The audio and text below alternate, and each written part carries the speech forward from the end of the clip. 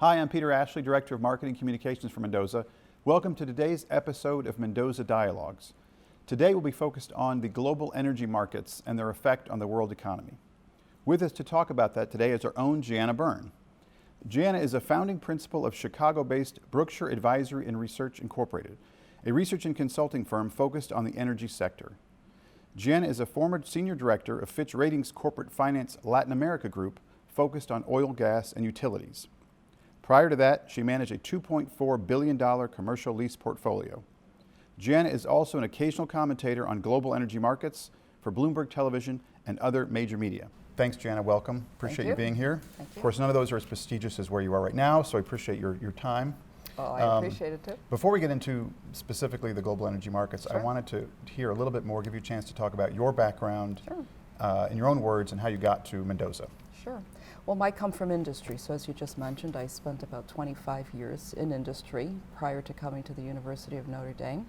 And my background is in largely corporate finance. So at Fitch, I worked with companies that were large energy conglomerates that were interested in building their energy infrastructure, growing their business, and particularly on the fixed income side of the market. These were companies that were going to markets with global bond issuances. So as part of the team at Fitch Ratings, I was instrumental in bringing to market many of these large global bond issuances and head of their corporate finance group for particularly for the Latin American market.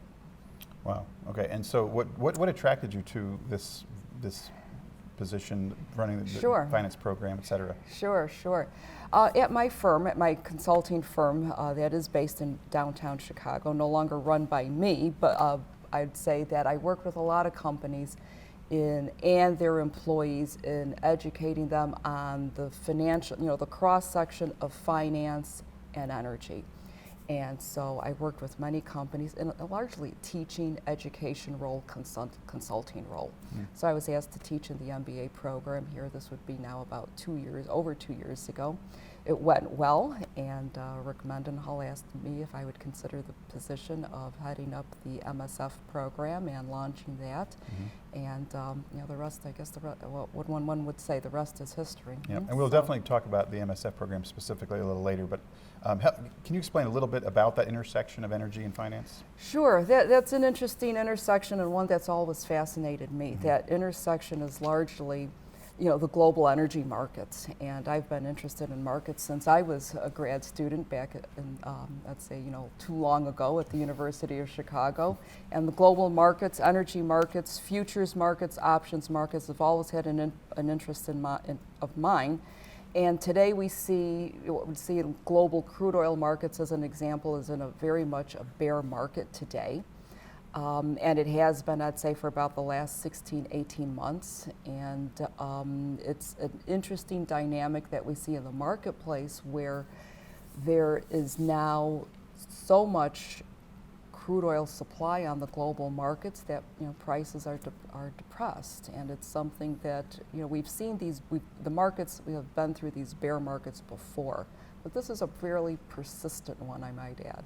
Well, speaking of what it really means is gas prices are low for the average person, right? So gas prices are low. It's a big one. Indeed, I noticed they are. It was $4 a gallon a few years ago. Right. It's been going down gradually, and then I went to this pump and it was $1.69 the other day, and I was like, I didn't even know when this happened. So, right. I know OPEC's meeting coming up. Right. Tell us about what's going to happen there, in your opinion, Sure. and also what's really driving Yes. this 16 to 18 month depression of oil prices. Okay, so there's a lot going on here. So first, there is an OPEC meeting this coming week in Vienna, and so what I'd say is, this organization is very interesting. They meet periodically, say twice a year. I've been following as a former energy analyst and head of energy sector at Fitch and at other places, a lot of their movement, and what we see is the global, what I call, the global chess game of price war playing itself out on the global markets. So when the OPEC organization meets, my call is that they're going to hold the line. They're going to keep their production just as it has been for, since 2008, since December of 2008, where they came out and said, well, we're going to keep production at 30 million barrels per day.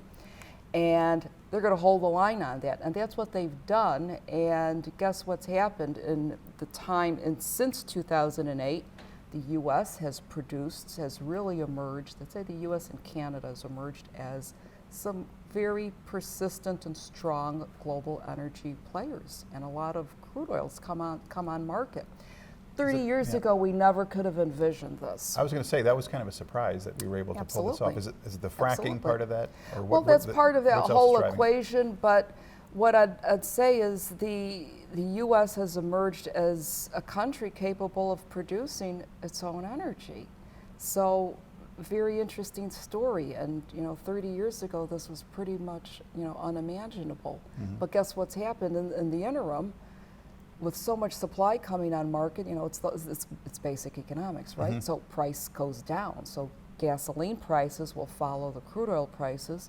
Gasoline prices are now down, so we're all enjoying that. And so the question, and for other sectors in the economy too, manufacturers are seeing a boom because they also have some lower energy prices. Also natural gas, that's the other part of that equation. Natural gas prices have been hit just about rock bottom. And so you see that really permeate itself throughout the manufacturing sector as well. So you think they're going to hold steady for now? I think they're going to hold steady for now, simply because what they're doing, they've been successful, and it's proven that it's been successful. I can't see them retrenching. I can't see them changing their numbers, but I will say, though, that if you look at the OPEC organization, they are getting a lot of they're getting a lot of pushback from their own membership to cut production, because if you look at that organization, certainly Saudi Arabia is the largest player and the one with the influence there, but you have smaller countries, Venezuela, Algeria, and they're feeling the pain of all of lower, depressed crude oil prices. So those countries are really having a bigger voice. They're the ones that are saying, hey, this is really hurting our economy. So they're pushing on Saudi Arabia to lower that production. I don't see them doing that, simply because this strategy has worked, and that is about really Saudi Arabia maintaining their own market share. Very interesting dynamic. It is. Okay, so are you saying that American and Canadian oil production is one of the main drivers of why the prices are low, or just a driver?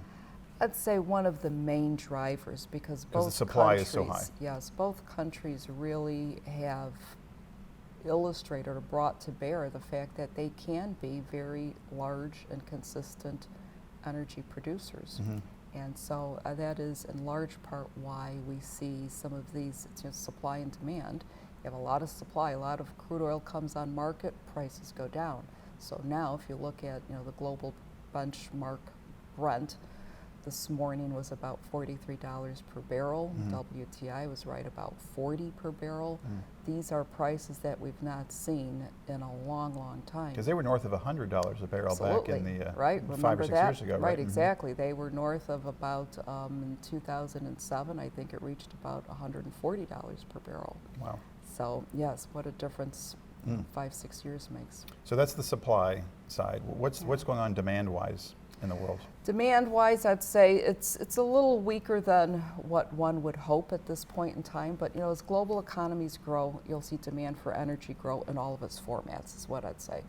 And so far, it's a little bit weaker than expected. But I'd say we'll keep moving forward. Global economies, this is a cyclical market.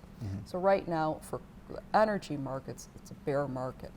Other economies, I'd say the U.S. is the strongest economy. I'd say out of the Western economies, Asia's in a slowdown right now. Asian markets have a huge influence on energy prices, simply because the Asia-Pac countries, and I'd say China predominantly, South China Sea Basin, those are the countries that have really had enormous demand, and their economies have slowed down. Now, if we put that in perspective, GDP of the Chinese market is now, lower than 9%, in the area of 5 to 7 may be a fair estimate in the next couple of years. But that said, that's where much of the demand is coming out of. So once Asian economies begin to pick up, you'll see prices, energy prices begin to rebound. So what is your, I don't want to use the word prediction, but just in general, where do you think it's going in terms of, I know it depends on what happens in China and other places, but just in general, what do you think is going to happen with oil prices over the long haul? Sure. Well, let me put it this way. Over the shorter term, and I'd say within the next 12 months, I continue to see a bear market. I don't see anything changing in the global energy market complex in, say, the next 12 to 14 months. I'd say that there's going to be continued weaker prices than what we've seen. Over the longer haul, if the demand picture comes back out of Asia, certainly prices will pick back up. And I've seen a lot of bear markets, probably 3 good bear markets in the last 25 years. It always comes back. So I'd say that the pricing structure will improve, but it's going to be a long road back. So who would you say are the biggest, winners and losers in this particular, as you said, chess game? Sure.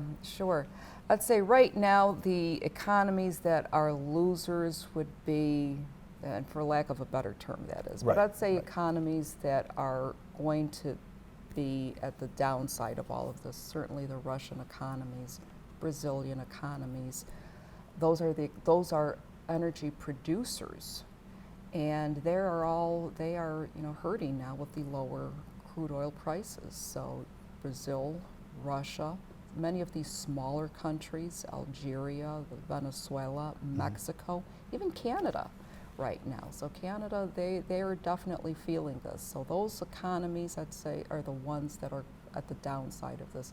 The upside are economies that are, the importing economies, and Asian economies, a large part Asian economies as well. Even though they're slowing down, they're still importers of energy. Europe, I mean, even though the European economy is slowed down as well, they're also importers. So if you're an energy importing countries, they're on the upside of all of this. Like every other global issue, there's multiple things that affect it. Yes. So I'm wondering if you could speak a little bit about, you talk about supply and demand, the economy is growing and shrinking. What about the desire for green energy, or the pushing for more climate change? And what do the markets, oil markets, sort of make of that push? As a threat, as an opportunity?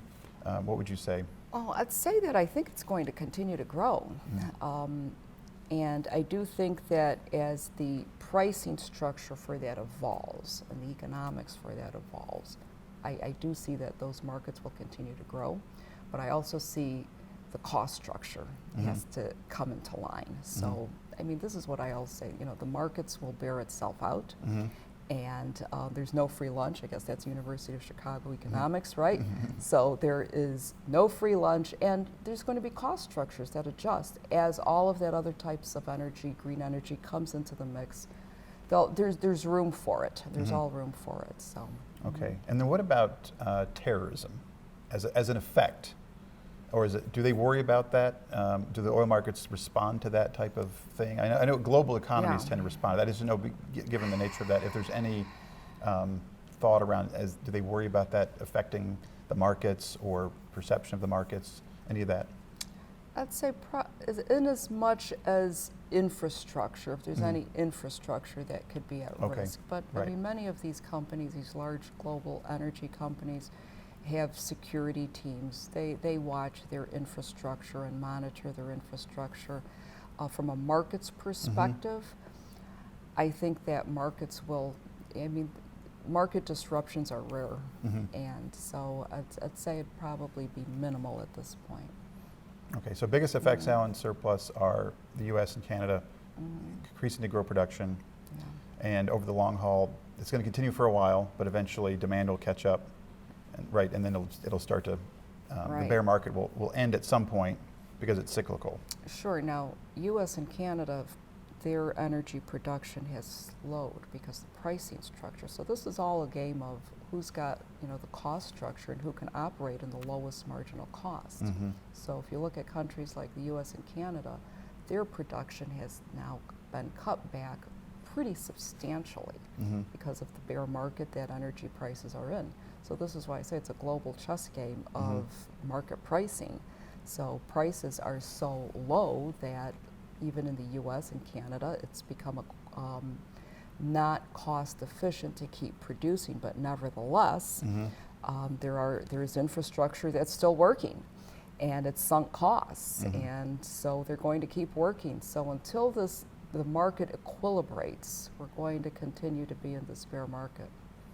And so finance has everything to do with energy, the energy market. So that brings us to the Master of Science in Finance program, which is now getting ready to seat its second class in January.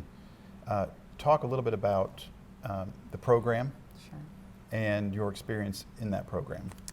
The program is growing. I think we are all very excited and heartened that we're entering our second year, and we are now working on putting together the second year's class and making any fine-tuning, if you will, to the program that we have. I'd say if we look back at this year, the first year, we're all very proud of the program and the success in getting it launched. I'd say that there are a whole team that I can give accolades to, and that it took a team to bring this together. So I'm the first to say that I personally am very appreciative, and I'd say Rick Mendenhall is also very appreciative. The finance department, Catherine Spees, under their leadership, we've got the program up and running. So we're looking forward to next year. We'll have a new class coming in the week of January 9th, 2016, and we'll welcome them to campus and get another year going under our belt. That's great. So tell me a little bit about the students you've had in the class this year. A little bit about their backgrounds, any diversity you see in terms of their experience, and how has that come together? Sure. We've had, our inaugural class was 42 students, and they are, as you said, a very diverse group.